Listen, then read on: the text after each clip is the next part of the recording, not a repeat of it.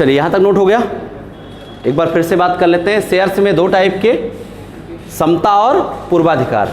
ये कंपनी के मालिक होते हैं और ये कंपनी के लेनदार की तरह होते हैं। कभी क्वेश्चन पूछा जाता है, लेनदार नहीं होते, लेनदार की तरह होते हैं। क्यों? क्योंकि इनको डिविडेंड की प्रायोरिटी रहती है। डिविडेंड क्या है? लाभांश। लाभ का वह अंश जो अंशधारियों को दिया जाता है उसे हम लाभांश के नाम से जानते हैं। ठीक है। प्रॉफिट का वो पार्ट जो शेयर होल्डर्स को दिया जाता है उसे हम क्या कहते हैं? लाभांश के नाम से जानते हैं। तो इनको लाभांश की प्राथमिकता होती है और इनको बचेगा तो मिलेगा, ज़्यादा बचेगा ज़्यादा मिलेगा, कम बचेगा कम मिलेगा। ठीक। इसमें दो टाइप के, सिंपल और स्वैट। स्वैट वो होते हैं जो सेवाओं के बदले में इशू किए जाते हैं। क्लियर हो गया यहाँ तक? अब हमने कुछ पॉइंट्स लिख रखे हैं नीचे। ये जो प्रेफरेंस शेयर होते हैं इनके कई टाइप के। इसमें सबसे पहला टाइप हम लोग पढ़ते हैं कुमुलेटिव, संचयी। संचयी क्या होते हैं? कुमुलेटिव का मतलब क्या होता है? कुमुलेटिव का मतलब हुआ जुड़ता हुआ। कुमुलेटिव का मतलब क्या है? आपने cumulative frequency BCom second year में स्टैटिस्टिक्स में पढ़ा होगा। पढ़े? तो कुमुलेटिव फ्रीक्वेंसी कैसे बनती है? जोड़ जोड़ करके एक दूसरे को। इसका मतलब क्या है कि जब कोई शेयर होल्डर को किसी वर्ष डिविडेंड नहीं मिलता है तो उसे अगले साल पिछले साल का डिविडेंड ऐड करके दे दिया जाता है। जैसे मान लिया 2020 और 21 में कोरोना चल रहा था, कंपनी को प्रॉफिट नहीं हुई। ठीक है। और प्रेफरेंस शेयर कैसे इशू हुए हैं? कुमुलेटिव प्रेफरेंस शेयर इशू हुए हैं। तो 2021 का डिविडेंड हम जब 21-22 में जारी करेंगे तो सपोज कीजिए इनको 10,000 डिविडेंड देना था, तो 10,000 ये वाला और 10,000 ये वाला दोनों ऐड करके दे देंगे। समझ में आ गया कुमुलेटिव? यानी जब लास्ट ईयर जिस साल डिविडेंड ना दिया जाए उस साल का डिविडेंड भी अगले साल ऐड करके दे दिया जाए, दैट्स कॉल्ड संचयी या कुमुलेटिव डिविडेंड या कुमुलेटिव प्रेफरेंस शेयर। समझ में आ गया? पक्का? सबको क्लियर हो गया? ठीक। यानी सब कुछ इकट्ठा करके दे देना, कुमुलेटिव। असंचयी, नॉन कुमुलेटिव, मतलब ऐसा जिनको ना किया जाए, केवल ये डिविडेंड दिया जाए, ये डिविडेंड ना दिया जाए। क्लियर? इसी का ये उल्टा, असंचयी, नॉन कुमुलेटिव। क्लियर हो गया सबको? अब आते हैं परिवर्तनशील। ठीक है। जैसे हमने बताया आपको कि लोग इक्विटी शेयर स्टार्टिंग में क्यों नहीं लेते हैं, प्रेफरेंस लेना क्यों पसंद करते हैं? क्योंकि उनको ये शक होता है कि कंपनी प्रॉफिट अर्न कर पाएगी कि नहीं कर पाएगी। तो कम से कम कुछ परसेंटेज तो हमको पहले मिल जाए, यानी प्रॉफिट हो तो सबसे पहले हमको मिल जाए। इस चक्कर में लोग रहते हैं कि अगर प्रॉफिट हो तो हमको मिल जाए, बाकी जाए भाड़ में। वो कहते हैं अपना काम बनता भाड़ में जाए जनता है। तो ऐसे ही ये लोग इसलिए कन्वर्जेबल डिबेंचर लेते हैं, प्रेफरेंस शेयर लेते हैं कि जब तक कंपनी की पोजीशन बहुत अच्छी नहीं होती है तब तक हमें कम से कम प्रॉफिट की प्रायोरिटी तो रहेगी। अगर लाभ होगा तो चूंकि पूर्वाधिकार अंशधारियों को डिविडेंड पहले दिया जाता है तो इनको पेमेंट पहले किया जाएगा। पक्का? और जब कंपनी की स्थिति अच्छी हो जाएगी, ज़्यादा प्रॉफिट मिलने लगेगा, तो ये अपने आप को परिवर्तन कर लेंगे, कन्वर्ट कर लेंगे। तो पार्टी बदलने वाले, आज इसमें प्रॉफिट मिली तो इसमें हैं, कल दूसरे में प्रॉफिट मिले तो दूसरे में चले गए। परिवर्तनशील। बात समझ में आ गया? क्लियर? कि जब ऐसे प्रेफरेंस शेयर जिनको ये अधिकार दिया गया है कि जब वो चाहें तो अपने आप को इक्विटी में कन्वर्ट कर सकते हैं, इनको बोलते हैं परिवर्तनशील। क्लियर? अपरिवर्तनशील, नॉन कन्वर्जेबल। ऐसे अगर प्रेफरेंस शेयर लिए हैं तो आप प्रेफरेंस शेयर होल्डर ही रहोगे, दूसरे कोई नहीं बन सकते हो। नॉन कन्वर्जेबल। शोधनीय, शोधन का मतलब भुगतान होता है। ऐसे प्रेफरेंस शेयर जिनका एक टाइम के बाद में पेमेंट हो जाता है उनको हम रिडीमेबल बोलते हैं, शोधनीय कहते हैं। और आप जानते हो इक्विटी शेयर का कभी पेमेंट नहीं होता है बेटा, क्योंकि अगर मालिक घर से चला जाएगा तो घर ही बंद हो जाएगा। तो अब बोलो अगर मैंने इक्विटी शेयर लिया साहब तो फंस गए ज़िंदगी भर के लिए।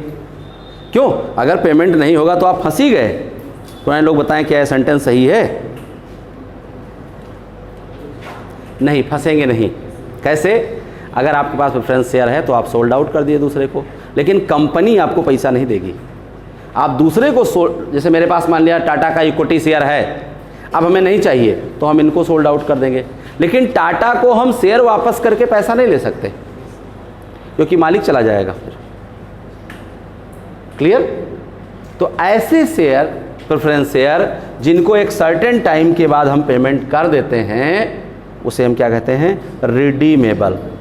आपने 12th में रिडीमेबल आप प्रेफरेंस शेयर सॉल्व किया होगा, अगर आपने प्रॉपरली लगाया होगा क्वेश्चन तो है वहाँ भी। अशोधनीय, जिनका पेमेंट कभी नहीं होगा, इनके जैसा आप खाली बेच सकते हो, बस पेमेंट नहीं ले सकते हो। समझ आ गया पूरा? किसी कोई बात ना समझ में आई? पक्का क्लियर हो गया सारे पॉइंट? ये जिनको पिछले साल का भी डिविडेंड वापस मिल जाए, इनको जिनको प्रेजेंट टाइम का ही मिलेगा। जैसे हमारी क्लास अब कुमुलेटिव हो गई है, कल का क्लास भी आपको ऐप पर रिकॉर्डेड मिल जाएगा। बाकियों की क्लास नॉन कुमुलेटिव है, जिस दिन आप आओगे पढ़ोगे, नहीं आओगे छूट जाएगा। पक्का? कन्वर्जेबल, जब आप अपने आप को दूसरे शेयर में बदल सकते हो, कन्वर्जेबल।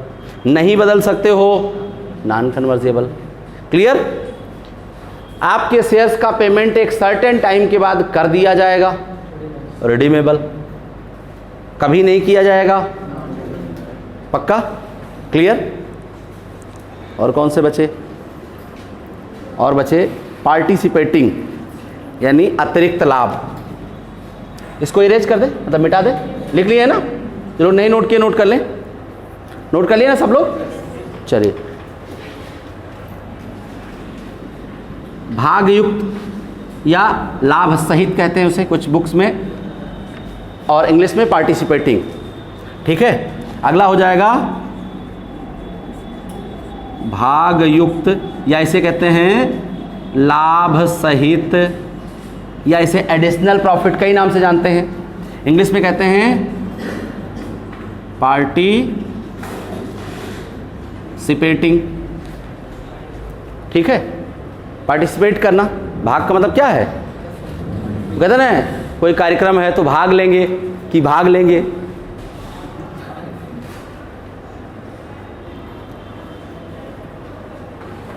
क्लियर? और फिर नॉन पार्टिसिपेटिंग, अभागयुक्त। ठीक? एक बात ध्यान रखेंगे, रिडीमेबल में नॉन रिडीमेबल नहीं होते, इरिडीमेबल होते हैं। इंग्लिश में रिडीमेबल में रिडीमेबल और इरिडीमेबल, वहाँ नॉन रिडीमेबल नहीं है, बस बाकी सब में नॉन लगा दीजिए, काम चल जाएगा। ठीक? अब ये भागयुक्त होते क्या हैं? जैसे प्रेफरेंस शेयर वालों को पैसा दे दिया गया, बचा पैसा इक्विटी को दे दिया गया, अब भी पैसा बचा है। बहुत सिंपल एग्जांपल, आपके घर में पापा भी खाना खा रहे हैं, जीजा जी भी खाना खा रहे हैं, दो लोग बैठे हैं, पहले किसको दिया जाएगा खाना? हमारा संस्कार है ना, मेहमान को हम पहले खिलाते हैं, तो पहले हम जीजा जी को दे दिए, पूर्वाधिकार है, प्रेफरेंस है। फिर हमने पापा को दे दिया, फिर बच गया तो जीजा जी को दोबारा दे दिए। ठीक है? यानी पहले इनको हम डिविडेंड दे देंगे, फिर उसके बाद इनको दे देंगे, फिर बच जाएगा तो कुछ पार्ट इनको फिर दे देंगे। यानी बचे हुए प्रॉफिट में, रिमेन प्रॉफिट में इनको फिर से कुछ पार्ट देना। समझ में आ गया भागयुक्त? क्लियर? चलो एक बार फिर से सारे समझ लेते हैं। संचयी क्या है? जिसमें पिछले जितने साल के डिविडेंड बकाया हो, सारे डिविडेंड जोड़ के जिस साल प्रॉफिट हो उस साल दिया जाए। कुमुलेटिव। नॉन कुमुलेटिव क्या है? जिस साल प्रॉफिट हो उस साल दिया जाए, बाकी साल थप्पड़ मार के बैठ जाओ, नहीं मिलेगा। दूसरा हो गया। तीसरा कौन सा है? कन्वर्जेबल, यानी अगर आप चाहें तो प्रेफरेंस शेयर से इक्विटी शेयर में आ सकते हैं और दूसरे वाले हम नहीं आ सकते हैं। अगला रिडीमेबल, यानी एक सर्टेन टाइम के बाद आपके शेयर्स का पेमेंट कर दिया जाएगा, रिडीमेबल। और कभी नहीं किया जाएगा, इरिडीमेबल। ठीक है? पार्टिसिपेटिंग, प्रॉफिट बचेगा, एडिशनल प्रॉफिट बचेगा तो आपको और दे दिया जाएगा। नॉन पार्टिसिपेटिंग, जितना दिया है उतना लेके उधर किनारे बैठो, फर्जी मुँह ना वो आओ, ज़्यादा लालच ना करिए, वो वाले। क्लियर हो गए? तो तीनों टाइप के शेयर बेटा क्लियर हो गए। पहले शेयर्स कौन कौन से होते हैं? Equity and preference. फिर इक्विटी में सिंपल और स्वेट, प्रेफरेंस में कुमुलेटिव, नॉन कुमुलेटिव, कन्वर्जेबल, नॉन कन्वर्जेबल और रिडीमेबल, नॉन रिडीमेबल या इरिडीमेबल और पार्टिसिपेटिंग, नॉन पार्टिसिपेटिंग।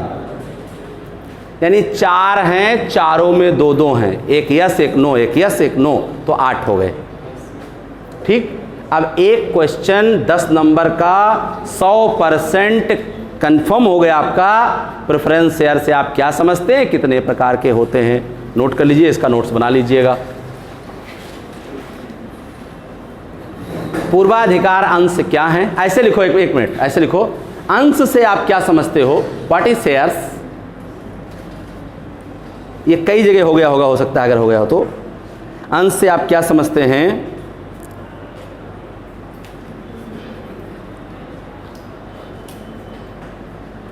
पूर्वाधिकार अंशों को समझाते हुए उनके प्रकार बताइए। What is share? Explain preference share and types of preference share.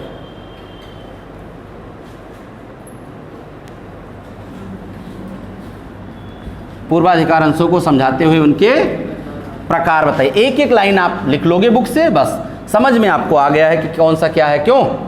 चाहोगे तो आप अपने मन से भी अपने लैंग्वेज में भी लिख सकते हो, कोई प्रॉब्लम नहीं। ठीक है, क्लियर हो गया? तो शेयर कितने? 2। कौन कौन से? इक्विटी और प्रेफरेंस। इक्विटी कौन कौन से? 2, सिंपल और स्वेट। प्रेफरेंस शेयर कौन कौन से? हाँ जी, पक्का? मेरी गारंटी है कि पढ़ाया हुआ क्लास में ही याद करा देंगे। प्रूफ आपके सामने है, याद हो गया। अब तो याद करने की ज़रूरत नहीं है। तो वो हमारे एक बड़ा मशहूर डायलॉग है, जैसे प्लेटिना में झटका मना है, वैसे पाठक सर के यहाँ रटना मना है। यहाँ सब समझ लीजिए, समझ कर तब आप क्लास से बाहर जाओ। कोई चीज़ नहीं समझ में आ रही तो उसको, concept must be clear. Sentence ना याद हो चलेगा, लेकिन क्या पढ़ाया गया ये नहीं, ये गड़बड़ है। इसको आप पूरा समझ लीजिए, एक एक पॉइंट आपको क्लियर करके बताते हैं। ठीक, तो हमने शेयर्स के बारे में बात किया, शेयर्स के टाइप्स के बारे में बात कर लिए। कल मैंने आपको स्टॉक और शेयर्स में डिफरेंस बताया था। क्वेश्चन वो भी नोट कर लें, नोट बना लीजिएगा, बहुत इंपॉर्टेंट है। 2 नंबर में या 10 नंबर में पूछा जा सकता है। पेपर पैटर्न तो मालूम ही है, दिए ही नहीं तो मालूम कैसे होगा। देखो इस साल जो पेपर आएगा बेटा, उसमें 10 क्वेश्चन आपका 2-2 मार्क्स का रहेगा, 20 नंबर ये हो जाएगा। और इसमें आपको केवल 50 वर्ड लिखना है पर क्वेश्चन, 50 शब्द। ठीक, पूरा पैटर्न पूरा लिख देता हूँ, लिख लो आराम से आप। देखिए, नंबर ऑफ क्वेश्चन, नंबर और वर्ड्स। ठीक है, पहला जो रहेगा वो 10 क्वेश्चन रहेंगे, 2 नंबर का पर क्वेश्चन रहेगा, तो टोटल मार्क्स कितना हो जाएगा? 20। और ये 50 ईच, 50 शब्द का एक क्वेश्चन लिखना रहेगा, 500 शब्द आपको सेक्शन ए में लिखने रहेंगे। क्लियर हो गया? ये सब छुटंगे क्वेश्चन होंगे 2-2 नंबर के। ठीक है, दूसरा होगा सेक्शन बी, इसमें 5R5, यानी एक रहेगा उसका अथवा, ये नहीं कि 5 रहेगा फिर 5 का अथवा रहेगा, नो, एक रहेगा उसका अथवा, एक रहेगा उसका आर, एक रहेगा उसका आर, ऐसे जैसे दोनों में अंतर है। 5 और 5 का अथवा और 1 का अथवा, दोनों में अंतर है। 1 और 1 के आर में क्या है कि अगर दोनों नहीं आते हैं तो क्वेश्चन छूट जाएगा। और यहाँ क्या है, 5 में से चुन लिया आपने, कौन से आपको 10 में से 5 चुन लिया, तो यहाँ क्या रहेगा, 1 रहेगा, 1 उसका ऑब्लिक रहेगा, 1 रहेगा, 1 उसका, दोनों में से कोई एक करना रहेगा। ये 10 नंबर का बेटा होगा एक क्वेश्चन, तो ये टोटल हो जाएगा 50 मार्क्स का। ठीक है, और इसके लिए जो वर्ड डिसाइड किए गए हैं वो 200 किए गए हैं, 200 to 250 के आसपास, 200 मान के चलिए। तो आपको 1000, 5 ही करना है ना, तो 1000 शब्द ये लिखने हैं। अब आया सी सेक्शन। सी सेक्शन में कई बार 4 क्वेश्चन भी आ जाते हैं, कई बार 5 क्वेश्चन भी आ जाते हैं। ठीक है, तो इसमें 4 या 5 क्वेश्चन रहेगा, लेकिन जो करना रहेगा वो सिर्फ 2 क्वेश्चन करना रहेगा। 5 या 4 क्वेश्चन रहेगा जिसमें से, और इसमें 5 या 4 रहेगा, 1 अथवा नहीं 5 या 4 ऐसे दिया रहेगा, उसमें से कोई 2 चुन लीजिए आप। और ये जो रहेगा वो 15 मार्क्स का रहेगा, और ये शायद 500 वर्ड्स का एक है। तो टोटल 2500 शब्द आपको लिखने 3 घंटे में। क्लियर? ये आपका पेपर पैटर्न रहेगा प्रेजेंट टाइम में, ये है। ठीक, और शुक्र है कि सेकेंड ईयर पास हो गए। और शायद जहाँ तक नया पैटर्न मुझे मालूम है कि जो आप थर्ड ईयर में नंबर पाओगे सेकेंड ईयर में 5% वही बढ़ के मिलेगा। इस गफलत में न रहना, फर्स्ट ईयर के आधार पे नंबर मिलेगा। मालूम है ना इस पैटर्न को? इसलिए थर्ड ईयर में जी जान लगा के पढ़िए, क्योंकि जो थर्ड ईयर में नंबर आएगा उसी में 5%, इसलिए सेकेंड ईयर की मार्कशीट नहीं मिलेगी आपको अभी। ठीक है, थर्ड ईयर और सेकेंड ईयर की मार्कशीट एक साथ आएगी। ठीक है, रिजल्ट नहीं आएगा। ठीक है, क्लियर? तो आपका जब थर्ड ईयर की मार्कशीट बनेगी तो उसी के साथ में उसमें से हर सब्जेक्ट में 5-5 नंबर ऐड करके आपका सेकेंड ईयर का भी मार्कशीट बन जाएगा। फिर दोनों मार्कशीट आपको एक साथ मिल जाएगी। जहाँ तक मुझे जानकारी है, बीच में अगर कोई परिवर्तन होता है तो वो आपको मिल जाएगा, बात खत्म। कुल मिला के ये मान के चलो कि आपको थर्ड ईयर में मेहनत करनी है। ठीक, पैटर्न नोट हो गया? इसको नोट कर लीजिएगा, दोबारा नहीं बताया जाएगा और पूछा कई बार जाएगा, जिससे याद हो जाए ना।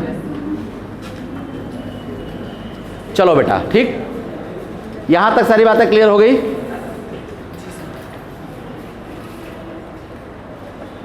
अब हम लोग अगला हेडिंग डालें, इशू ऑफ शेयर। अगला हेडिंग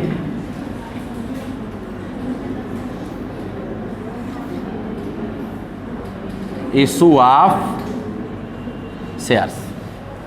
ठीक है, यहां हम जो बात कर रहे हैं वो वैल्यू का, किन किन वैल्यू पर, या हम लोग बात करें टाइप्स का, कितने टाइप के हम इशू कर सकते। 2 टाइप का है, एक issue of share value base और एक issue of share types base. तो यहां हम लोग टाइप्स की बात करेंगे। ठीक है, सबसे पहला यानी अंशों का निर्गमन जो है, अंशों का निर्गमन इशू ऑफ शेयर है, वो हम किस किस तरीके से कर सकते हैं। ठीक, सबसे पहला नकदी के लिए बताया है ना आपको, फॉर कैश। पहला नकदी के लिए फॉर कैश। ठीक, अब इसमें दोनों तरीके से फॉर कैश, 2 तरीके से। कौन कौन से? हम पब्लिक इशू भी कर सकते हैं और हम प्राइवेट भी कर सकते हैं। हम सार्वजनिक भी कर सकते हैं और हम निजी भी कर सकते हैं। समझ में आ गया? जब कोई पब्लिक कंपनी इशू करेगी तो उसे सार्वजनिक कहा जाएगा, जब कोई प्राइवेट कंपनी इशू करेगी तो उसे प्राइवेट कहा जाएगा। क्लियर? कल इसके बारे में बात किया है। चलें, पब्लिक कंपनी की 3 विशेषताएं बताएं, कौन बताएगा? हाँ, लिमिट नहीं होती मेंबर की, कि मैक्सिमम लिमिट नहीं होती? हाँ, सेंटेंस सही। नहीं। दूसरा? हाँ, ट्रांसफ़र कर सकते हैं। और तीसरा? हाँ, वो तो हो गया। तीसरा?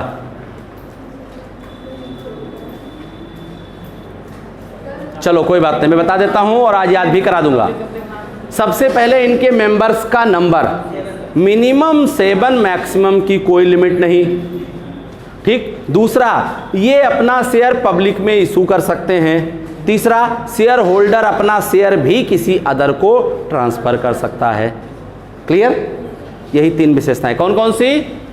पहली, मिनिमम नंबर 7 और मैक्सिमम की कोई लिमिट नहीं। दूसरा, ये अपना शेयर पब्लिक में इशू कर सकते हैं। तीसरा, शेयर होल्डर भी अपना शेयर अदर्स को ट्रांसफर कर सकता है।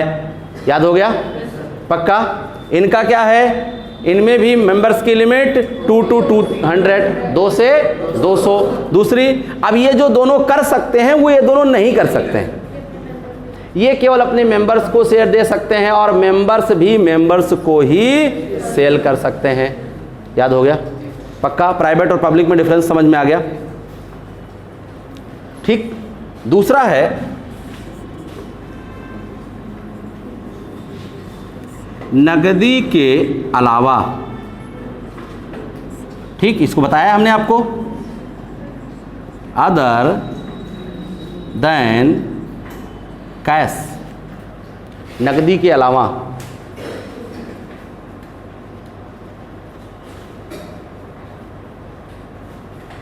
बाकी सब वही। ठीक, तो ये दो तरीके से हम शेयर इशू कर सकते हैं। कैसे? फॉर कैश और फॉर अदर देन कैश। ये दोनों टॉपिक हमने आपको बताया, फिर से बता देते हैं। ये तो हमने बताया कि जब कैश लेकर के आप इशू करोगे तो कैश, और जब कैश के अलावा कुछ लेंगे, एसेट ले सकते हैं, बिजनेस ले सकते हैं, सर्विसेज ले सकते हैं, उसके अलावा जब हम यूज़ करते हैं तो अदर देन कैश। यही टॉपिक शायद पढ़ा रहे थे तो बहुत सारे नए लोग आए थे। ठीक है? क्लियर? चलिए, तो अब हम लोग हेडिंग डालेंगे नगदी के लिए। या ये छोड़ दीजिए, इससे मतलब नहीं है, वो चाहे इसके लिए होगा, इसके लिए होगा, अगला जो करेंगे वो सबके लिए वही करेंगे। ठीक है? फिर से इशू ऑफ शेयर। अब यहाँ पर हम बात करें, क्या प्रकार की बात कर रहे थे, अब जो बात करेंगे वो वैल्यू के आधार पर बात करेंगे कि शेयर कितने वैल्यू पर हम इशू कर सकते हैं। तो पहला जो हम इशू करते हैं शेयर, वो सम मूल्य पर, सम मूल्य, एट पार।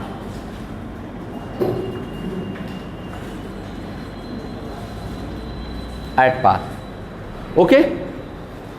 जब शेयर को उनके फेस वैल्यू अर्थात अंकित मूल्य पर इशू किया जाए तो उसे एट पार कहते हैं। यानी 10 रुपए का शेयर जब 10 रुपए में इशू किया जाए तो उसे क्या कहा जाता है? उसे हम सम मूल्य कहते हैं। जब 10 रुपए का शेयर या 100 रुपए का शेयर 100 रुपए इशू किया जाए तो इसे क्या कहते हैं हम? समझ में आ गया? पक्का? कोई प्रॉब्लम तो नहीं? जब हम 100 रुपए का शेयर 100 रुपए में इशू करें तो इसे क्या कहा जाएगा? सम मूल्य पर निर्गमन कहा जाएगा। ठीक? यानी जब अंशों को उनके फेस वैल्यू पर इशू किया जाए, आगे की लाइन हम लिख दे रहे हैं। ठीक है? When share issued at face value, English में नोट कर लेंगे, हिंदी वालों को लिख दे रहा हूं। जब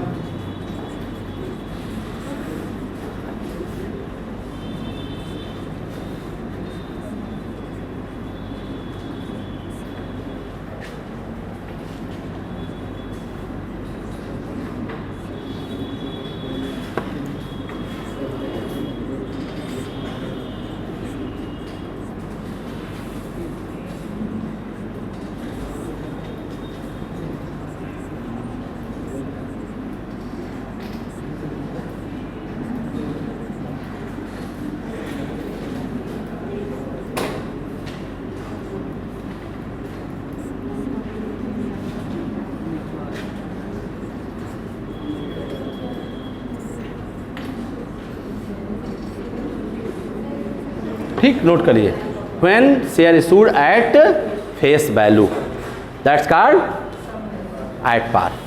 ठीक?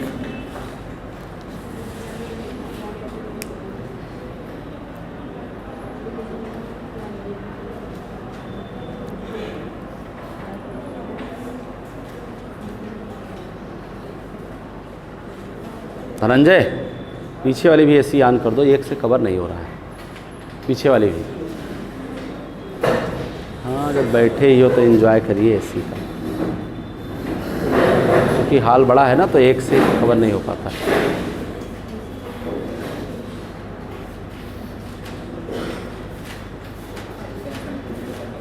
हाँ, वही बटन है, बस बस आ जाओ।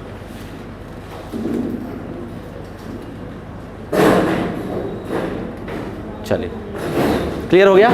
एट पार सभी को क्लियर हो गया? यानी जब आप चाहे 10 रुपये का है 10 रुपये में, 100 रुपीज़ का 100 रुपीज़, 1000 का है 1000 में, ठीक? तो उसे क्या बोलते हैं? At par. क्लियर? दूसरा क्या होगा पुराने लोग बताएं? ठीक, एट प्रीमियम। ठीक, प्रीमियम पर निर्गमन, या इसकी हिंदी लिख दें? चलो प्रीमियम ही लिख लो, का करने का। हाँ, प्रीमियम पर। ठीक है, शब्द यहाँ क्या जुड़ जाएगा ऊपर? जब उनके अंकित मूल्य से अधिक, अंकित मूल्य से अधिक, बस खाली अधिक शब्द जोड़ लो, बाकी सारा वही कॉपी कर लीजिए। ठीक है, हैं? हाँ, वो तो यहाँ सम की जगह पे प्रीमियम हो जाएगा। हाँ, नहीं वही पता चले, नोट कर लें। ठीक, यहाँ भी चेंज हो जाएगा। हाँ, जब चेंज हो रहा है यहाँ पे ये हो जाएगा। यहाँ तो ठीक है, ऑनलाइन वाले में कई बार दिक्कत होती है, बेचारे पूछ भी नहीं सकते हैं वो। और अभी रिकॉर्डेड क्लास है, लाइव क्लास में पूछ भी सकते हैं। अभी आप लोगों को मंडे से लाइव क्लास भी मिलना शुरू हो जाएगी। आज कल ऐप फाइनल हो गया है, आज शायद प्ले स्टोर पे आ जाए, 48 घंटे बाद आता है, तो अगर आज आ जाएगा तो कल आप लोगों को लिंक दे दिया। लिंक तो आ गई है, लेकिन प्ले स्टोर पे आ जाए तो वैसे भी सर्च कर सकते हो। एक तो भी है ही है, ये वाला तो है ही है प्ले स्टोर पे। एक रखेंगे पर्टिकुलर कॉमर्स के लिए और एक कंपटीशन के लिए, दोनों अलग अलग।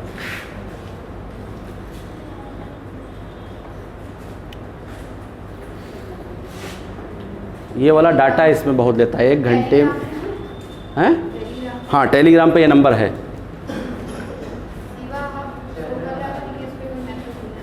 ये है ये वाला नंबर टेलीग्राम पे, टेलीग्राम, व्हाट्सएप, फेसबुक सब पे ये नंबर है, और यही कॉमन नंबर है भी। ठीक, चलिए हो गया। प्रीमियम क्या है? देखो, जब उनके फेस वैल्यू से अधिक पर, जैसे 100 का 120, 110, 115, तो ये जो 100 के ऊपर होगा इसको क्या बोलेंगे हम? प्रीमियम बोलेंगे। क्लियर? समझ आ गया?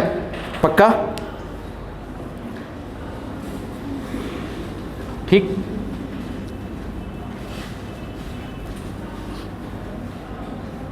तीसरा भी बता देते हैं, इशू नहीं किया जाता है बट बता देता हूं।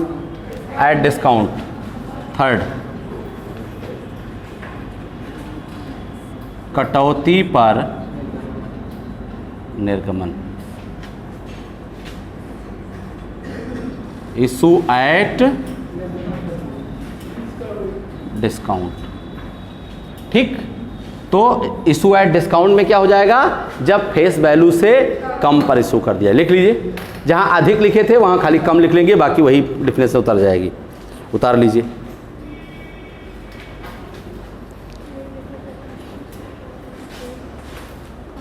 और बस एक बात ध्यान रखना कि सिंपल इशू डिस्काउंट पर नहीं होता है। डिस्काउंट पर केवल हम री इशू कर सकते हैं और स्वेट शेयर को डिस्काउंट पे इशू कर सकते हैं। अभी नोट में लिखवा देंगे, परेशान ना रहिए।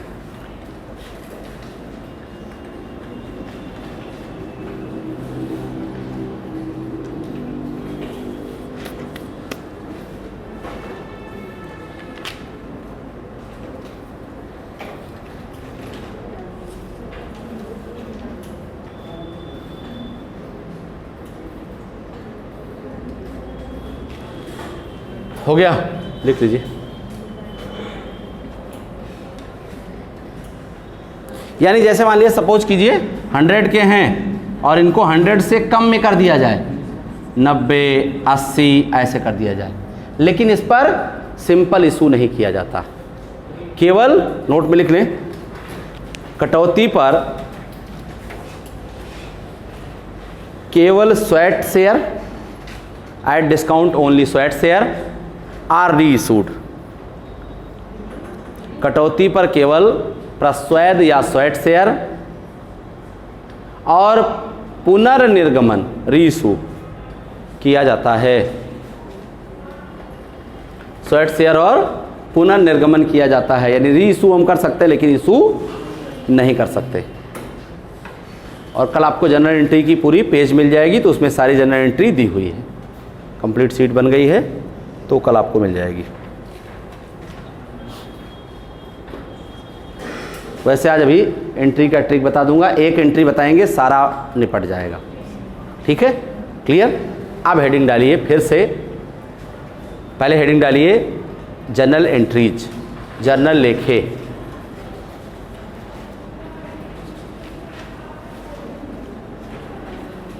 जनरल एंट्रीज, जर्नल लेखे।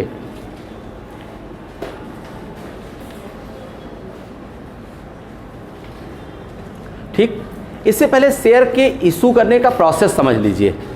ठीक है, क्योंकि आज हमने पूरे दिन में नहीं कहा है कंपनी ला पढ़ के आइएगा। ठीक है, तो इशू, जब शेयर इशू करते हैं तो उसका प्रोसेस क्या होता है? अच्छा, कोई बता सकता है शेयर इशू करने का प्रोसेस क्या है? शेयर कैसे इशू करते हैं, प्रोसेस क्या है शेयर इशू करने का? गुड, पहले प्रॉस्पेक्टस इशू करेंगे। अगर पब्लिक कंपनी है तो सबसे पहले प्रॉस्पेक्टस इशू होगा, और प्राइवेट कंपनी है तो उसकी ज़रूरत नहीं होती है। तो सबसे पहले हम प्रॉस्पेक्टस इशू करें। प्रॉस्पेक्टस होता क्या है? अब क्वेश्चन आया, कंपनी के बारे में सारा इंफॉर्मेशन जिसमें लिखा होता है और शेयर के इशू करने का भी प्रोसेस जिसमें लिखा होता है, वो हमारा प्रॉस्पेक्टस होता है। जैसे जब आप बीकॉम फर्स्ट ईयर में एलबीएस में एडमिशन लेने गए होंगे तो आपको प्रॉस्पेक्टस मिला होगा फार्म के साथ में, या इस साल भी आप जब एडमिशन लोगे तो 100 या 150 या 200 रुपये का फॉर्म मिलेगा, और उस फॉर्म के साथ में एक प्रॉस्पेक्टस मिलेगा जिसमें एलबीएस का इतिहास, भूगोल, विज्ञान सब लिखा मिलेगा। ठीक है, क्लियर। तो ऐसे ही कंपनी के बारे में सारा इंफॉर्मेशन प्लस कंपनी आपको शेयर परचेज करने के लिए इनवाइट कर रही है, उस पोजीशन को हम या उस पेपर को हम प्रॉस्पेक्टस के नाम से जानते हैं। तो सबसे पहले पब्लिक कंपनी है तो प्रॉस्पेक्टस इशू करती है। प्रॉस्पेक्टस में ही शेयर को परचेज करने का एप्लीकेशन फॉर्म लगा होता है। जैसे आप प्रॉस्पेक्टस जब लेते हो तो क्या बात, तबीयत नहीं सही क्या? तुम ही पूछ रहे हैं, आप ही पूछ रहे हैं, क्या बात है? अच्छा,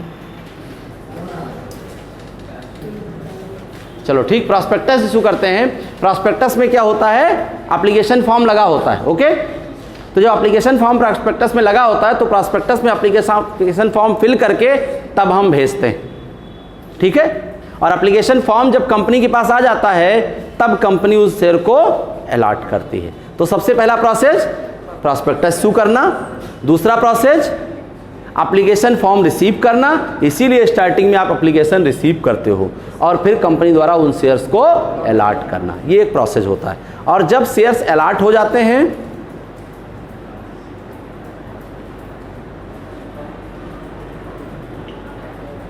जब शेयर अलॉट हो जाते हैं तो फिर अलॉट होने के बाद में फिर उनसे कॉल्स मांगी जाती है। ठीक है, ये प्रोसेस समझ में आ गया? पक्का?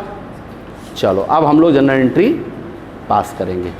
पहला हेडिंग डालिए एट पार, जनरल एंट्री में डालिए एट पार, सम मूल्य पर। तो देखो सम मूल्य पर हम कैसे करेंगे। ठीक, ध्यान दें। हमने बताया सबसे पहला प्रोसेस आपका क्या होगा? प्रॉस्पेक्टस इशू करने को जनरल एंट्री नहीं होती है, तो दूसरा होगा एप्लीकेशन रिसीव करने की। ठीक है, दोनों लिख दे रहा हूँ। ठीक है, पहला जो पहला होगा वो आवेदन की राशि प्राप्त करना, या प्राप्त राशि ऐसे भी लिख सकते हैं। एप्लीकेशन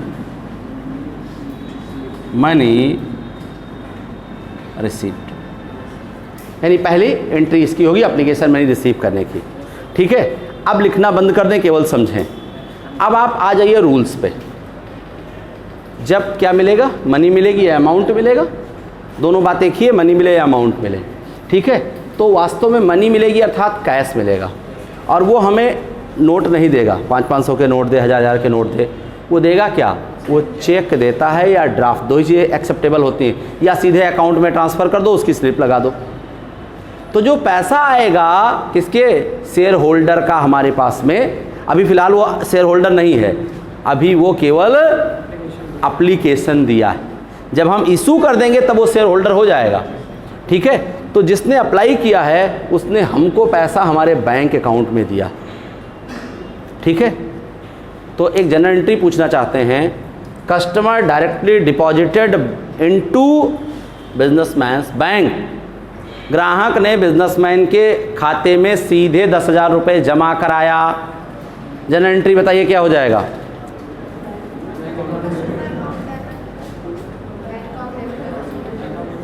बताइए जनरल एंट्री क्या होगी? बैंक अकाउंट डेबिट टू, आगे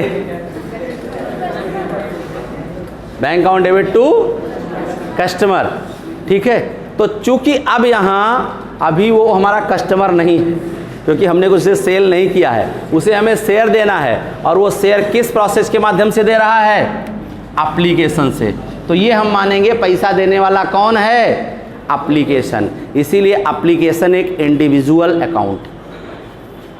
पूछा जाता है आवंटन या अलॉटमेंट कौन सा अकाउंट है, तो अलॉटमेंट या एप्लीकेशन एक इंडिविजुअल अकाउंट है।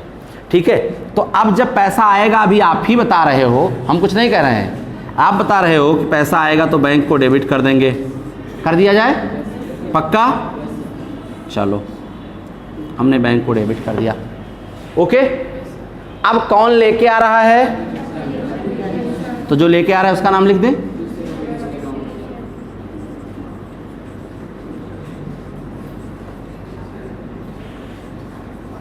ओके, अमाउंट कैसे पता चलेगा? यहां पर नंबर, आपको वहां लिखना नहीं, खाली आपके जानने के लिए ट्रिक बता रहा हूं। Number of shares into application money. ठीक, ओके, समझ में आ गया? जितने शेयर, मान लिया 10,000 शेयर्स है, 5 रुपए में है, तो 10,000 इंटू 5 हो जाएगा। मैंने बताया है हम आपको कोई भी टेबल नहीं बनवाएंगे, क्योंकि जितनी देर में लोग टेबल बनाते हैं उतनी देर में आप क्वेश्चन लगा लो, ये मेरा एक्सपेक्टेशन है। और कोई ऐसा कैलकुलेशन नहीं, जब कैलकुलेटर अलाउ है स्टेप स्टेप करते जाओ और अमाउंट सीखते जाओ। और न्यूमेरिकल तो आप एकदम सुपरस्टार की तरीके लगाएंगे, इसकी गारंटी।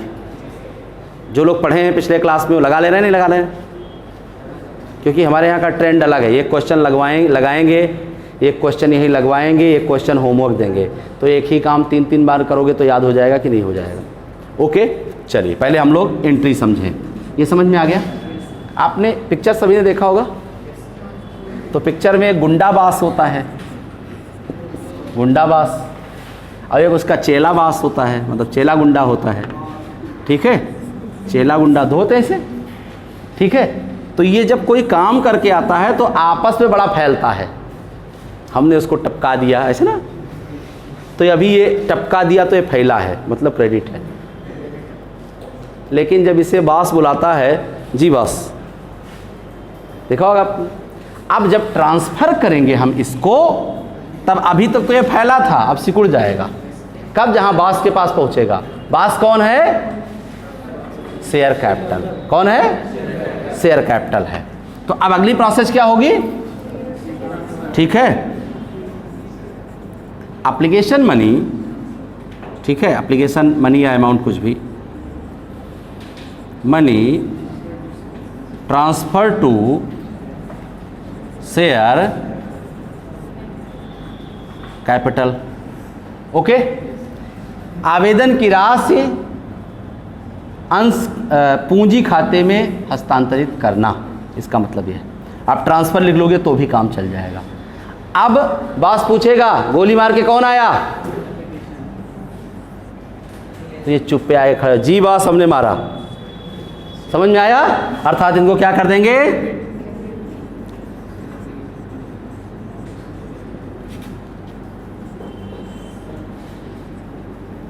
टू, ये बड़का बास, ये वाला गुंडा बास।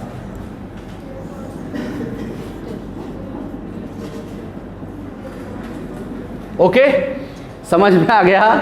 पक्का? ठीक, अब तो नहीं भूलोगे, बस इतना याद करना है शेयर में, बाकी आपका काम हो गया। ठीक है, इसको नोट कर लो। पांडे जी, मज़ा आ रहा है?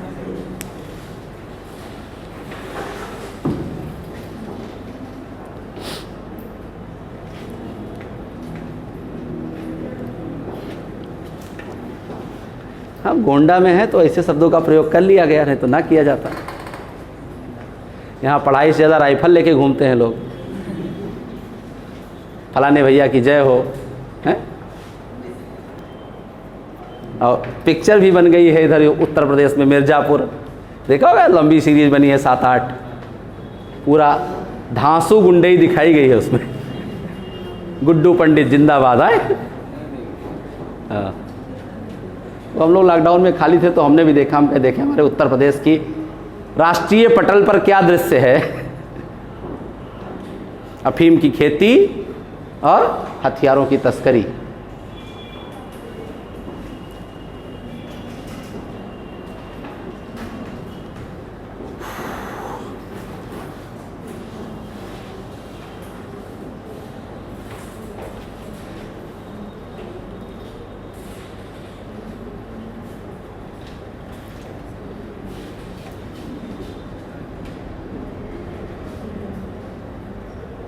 समझ में आ रहा है बेटा, कोई दिक्कत तो नहीं? इंग्लिश मीडियम वालों को समझ में आ रहा है? हाँ, हमको हिंदी घोषित कर दिया गया। वो लड़का बता रहा था आप हिंदी में ही सब पढ़ाते हो। मैंने कहा चलो ठीक है। अच्छा, आप ही लोग घोषित किए हो क्या, अंग्रेजी वाले? एक्चुअली प्रॉब्लम होती है, जिसकी बाहुल्यता होती है उसी पर ध्यान दिया जाता है। इस बार हमने 11th में चेंज किया है, यूपी बोर्ड CBSE बोर्ड को मिक्स करके टोटल इंग्लिश में। नया प्रयोग है, देखिए कहाँ तक सफल होता है। हाँ, है तो सब इंग्लिश में ही जी। ठीक हो गया? अच्छा, मिटाना नहीं है यार, तो फिर दोबारा लिखना पड़ेगा। चलो ठीक, पक्का? नॉर्मली बेटा इसे रिसीव कहते हैं, इसे ड्यू कहते हैं या ट्रांसफ़र कहते हैं। ठीक, अभी पहला स्टेप हमने आपको बताया। शेयर में कितने स्टेप होते हैं? पहला बेटा एप्लीकेशन, दूसरा अलॉटमेंट, तीसरा, एक शेयर में 3 स्टेप होते हैं। पक्का? हम लोगों ने कौन सा निपटाया? अब ध्यान रखो, जब अलॉटमेंट आएगा तो एप्लीकेशन भाग जाएगा। तो जहां जहां एप्लीकेशन था अगले स्टेप में वहां वहां अलॉटमेंट कर दो, एंट्री आपकी बनी तैयार। पक्का? दूसरा टॉपिक लिखेंगे अंशों का आवंटन, अलॉटमेंट ऑफ शेयर्स। लिखिए, अंशों का आवंटन। ठीक,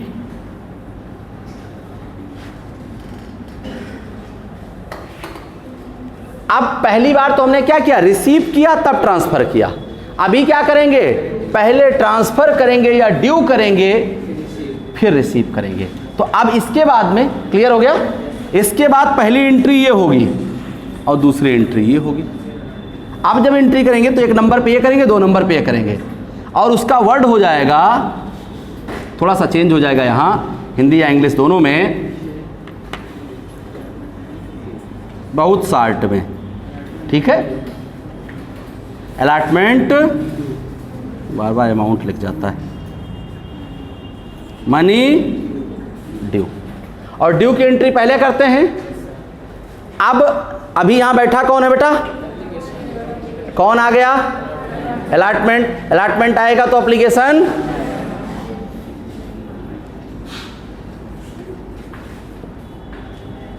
क्लियर?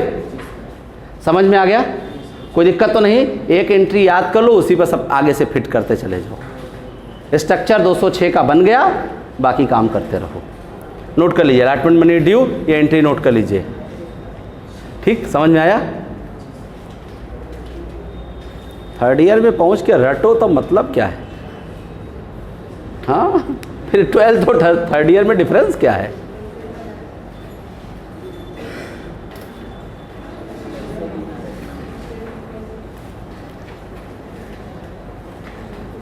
एंट्री हो गई बेटा। अब इसके बाद ये वाली एंट्री होगी। ठीक, अब रिसीव का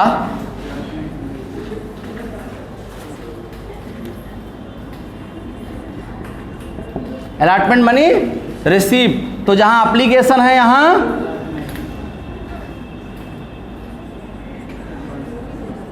अलॉटमेंट, और यहां जहां एप्लीकेशन है यहां क्या हो जाएगा? यहां भी वही हो जाएगा नंबर। आप एंट्री समझ में आ गई? खासकर नए लोग याद हो गई? अभी सुनना है, याद करा देना है क्लास में ही, घर के लिए कुछ नहीं, सारा काम यही तमाम।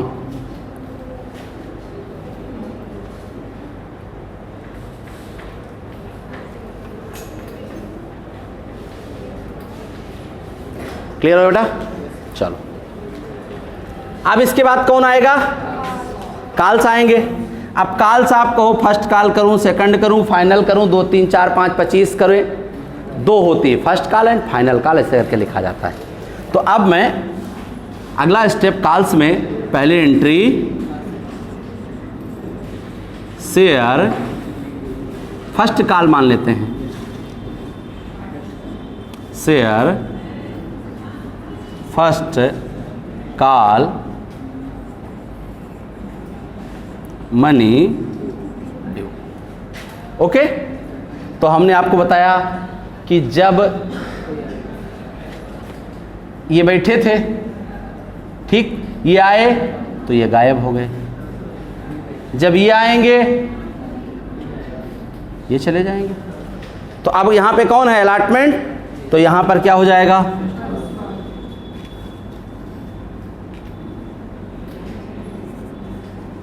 शेयर तो लिखा ही है, फर्स्ट कॉल अकाउंट। ओके, यहां भी क्या हो जाएगा? समझ में आ गया? कंफ्यूजन तो नहीं हो रहा है? नहीं सब घचड़ पचड़ हो जाए, पंचमेल खिचड़ी। क्लियर? एक एंट्री याद करो, बाकी सबके ऊपर पुट करते चले जाओ। ठीक, नोट कर लीजिए, नए लोग नोट कर लें, पुराने लोगों को सब ये सब बताया होगा, नोट होगा उनके पास। एक बार पढ़ लो, फिर बाल बच्चों को पढ़ाओ, लेकिन हमारा नुकसान नहीं करेंगे, हमारे पास भेजेंगे। हाँ हाँ, तब टेक्नोलॉजी हो जाएगी, तब ये सब गायब हो जाएगा। फिर एक बटन प्रेस होगी, यहाँ सब, इसी साल एक बटन प्रेस होती है, अगर कोरोना ना होता तो। प्रोजेक्टर अब बहुत ओल्ड हो गया बेटा, डिजिटल बोर्ड।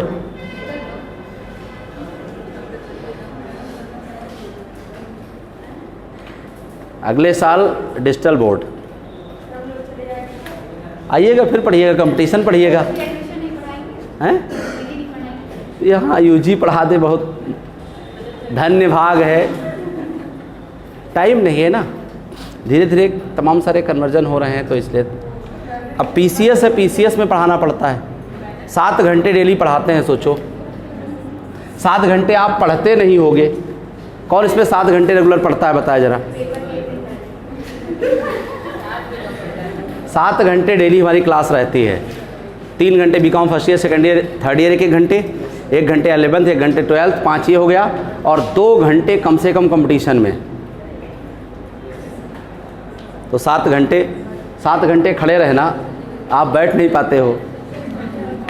चलो बेटा, ऐसे फाइनल कॉल हो जाएगा, कर लो, अब आप करो, नए लोग कर लेंगे, कर लीजिए, छोड़ना नहीं है, करो।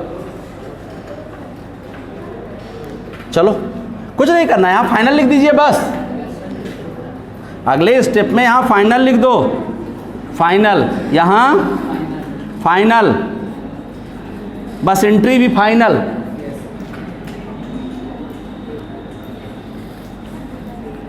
इतना समझ में आ गया तो शेयर में 25% काम आपका हो गया, 25% कंप्लीट। ठीक,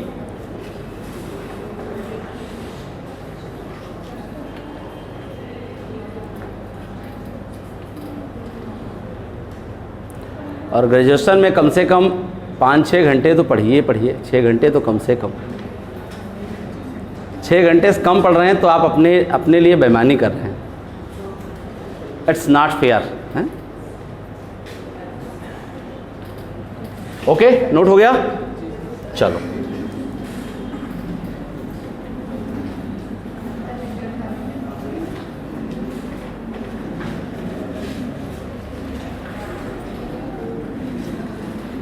चलिए एक क्वेश्चन वैल्यू पुट करके हम आप लोगों को, अच्छा टाइम ज़्यादा हो गया, ठीक, तो आपको करना क्या है, इसको प्रैक्टिस करके आना है कल हम लोग इस पर क्वेश्चन प्रैक्टिस करेंगे, ठीक है। और जो लोग पुराने लोग हैं वो लोग बुक ले लें और 1 नंबर क्वेश्चन से लगाना शुरू करें। अगर क्वेश्चन कोई टेंशन देता है तो उसका कान पकड़ लो, मेरे पास ले आओ जी। हाँ, तो वो उस टॉपिक क्या है तो वहीं लगवा देंगे। अभी ये बीच से कहाँ पढ़ा चुके हैं, वो तो ऐसे पढ़ा दिया था, फिर दोबारा पढ़ाएंगे, लगवा देंगे। हैं तो आया करो, हम बैठे रहते हैं, पूछ लिया करो, कोई प्रॉब्लम नहीं।